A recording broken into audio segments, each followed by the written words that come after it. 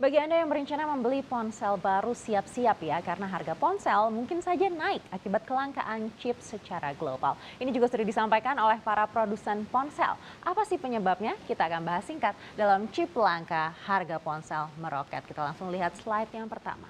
Fenomena sulitnya chip global ini sudah tercium sejak tahun 2020 kemarin. Bahkan beberapa ahli menyebut kalau kita menuju ke Chipagedon alias chip Armageddon atau kiamat chip. Chip memanglah komponen yang tidak terlihat, tapi bisa dibilang chip adalah jantung dari produk digital yang ada di sekeliling kita. Jika produksi chip melemah, maka akan mempengaruhi industri manufaktur secara global. Pelemahan produksi chip ini mulai terasa di pertengahan 2020 kemarin, terutama setelah dunia global dilanda pandemi. Harga chip terus naik sampai di akhir tahun mulai terasa dari gamers yang kesulitan mendapatkan graphics cards atau jantung PC game hingga Apple yang kesulitan merilis iPhone terbarunya hingga industri otomotif yang juga mengalami kesulitan produksi di bulan Desember 2020 kemarin. Parahnya kekurangan chip ini sepertinya tidak bisa selesai dalam waktu dekat. Setidaknya butuh waktu hingga 2 tahun supaya produksi bisa berjalan seperti semula. Sementara itu para produsen siap menaikkan harga untuk kedua kalinya dalam kurun waktu kurang dari 1 tahun ini. Siapa saja yang sudah siap menaikkan harga? Kita akan cek slide berikutnya.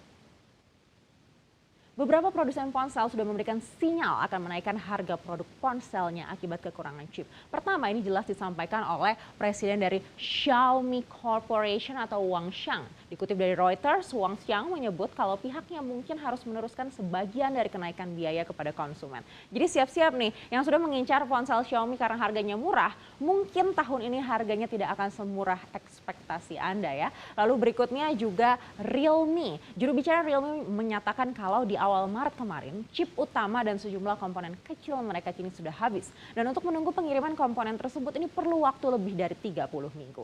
Kalau kita perhatikan ponsel seperti Xiaomi, Realme, Huawei, Oppo, Vivo ini kan terus-menerus merilis ponsel baru supaya portfolio semakin luas di pasar.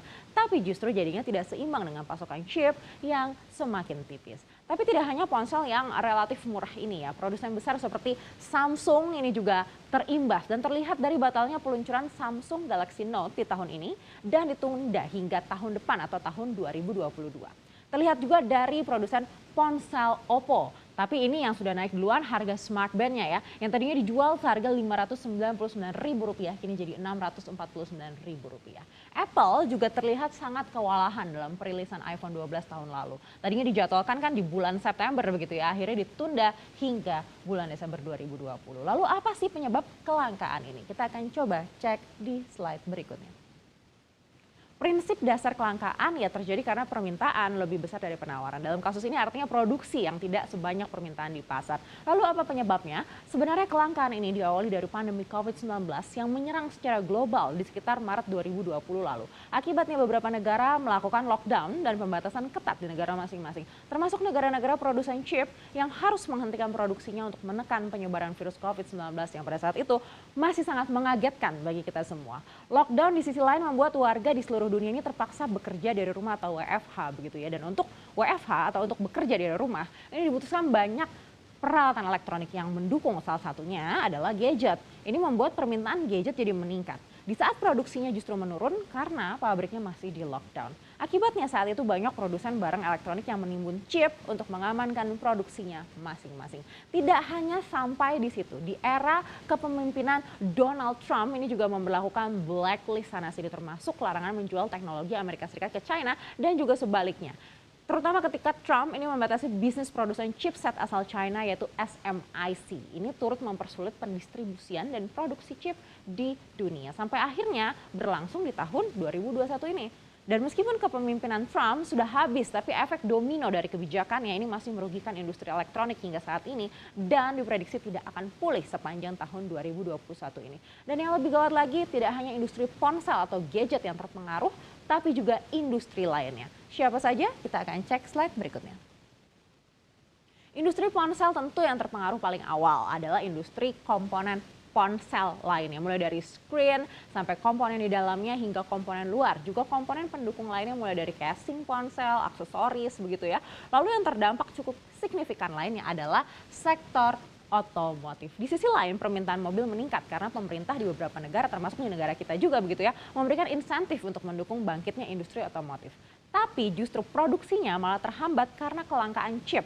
Dan salah satu produsen terbesar di Amerika Serikat, General Motors, bahkan harus memperpanjang waktu pengurangan produksi di 3 pabriknya di Amerika Utara karena kekurangan chip semikonduktor. Dan untuk menjaga produksi tetap berjalan, GM memilih membuat kendaraan dengan laba tertinggi yang jadi favorit konsumen AS.